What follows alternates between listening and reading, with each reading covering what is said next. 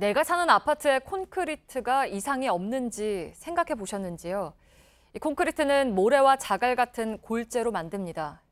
밀착 카메라가 최근 한 달 동안 수도권 일대에 불법 골재가 유통되는 실태를 추적했습니다.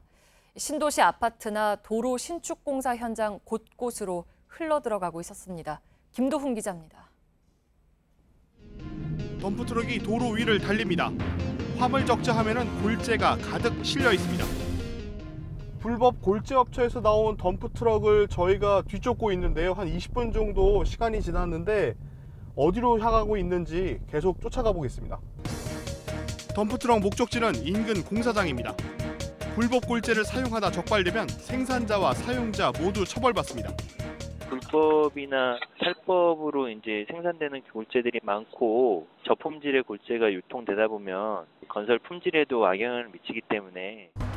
하지만 이런 업체들은 전국에 우후죽순 영업 중입니다. 신도시 개발 등 공사 수요가 많은 인천 지역 골재 생산업체 24곳 중 6곳은 미신고, 무등록 업체들입니다. 자연 녹지 지역인데 거기가 그쪽에 한 4군데가 지금 무등록이고요. 무신고로 돼 있고 영업을 하면은 안 되는 상태예요. 지금 현재. 지난해 허가가 나지 않자 지자체를 상대로 행정소송 중인데 골재는 계속 만들어 팔고 있는 겁니다. 정상업체는 정기적으로 품질 감독을 받지만 불법이다 보니 이런 과정이 없는 겁니다. 저희 입장에서는 시설도 이렇게 돼 있고 우리가 이거를 다 들여서 살 건데 자체적으로는 검사를 계속 하고 분기별로. 건설공사의 기초 재료인 골재는 자갈과 모래로 이루어집니다. 여기에 물과 시멘트 등을 섞으면 콘크리트가 만들어지는데요.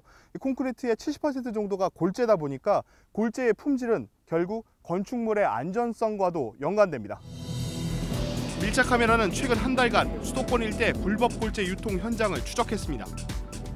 무허가 골재 업체에서 출발한 덤프트럭이 인근의 레미콘 업체로 들어가고 여기서 나온 레미콘 차량을 따라가 봤더니 송도 신도시 대규모 아파트 신축 공사장이었습니다.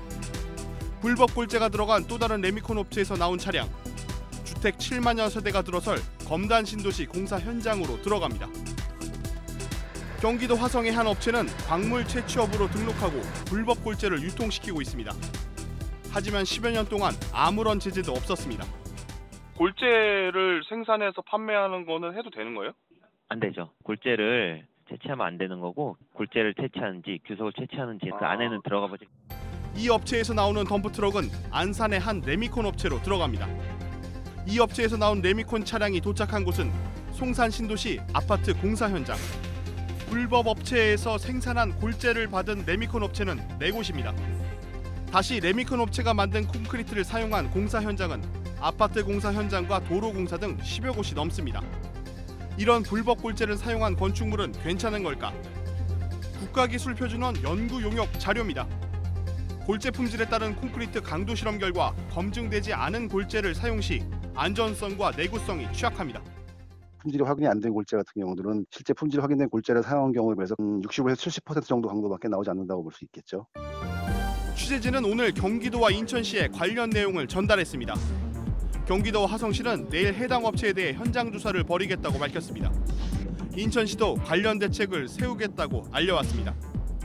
불법 골재로 인한 피해는 지금 당장은 눈에 보이지 않을 수 있습니다. 하지만 수십 년 뒤 아이들이 자라서 어른이 됐을 때 그 피해를 볼 수도 있습니다.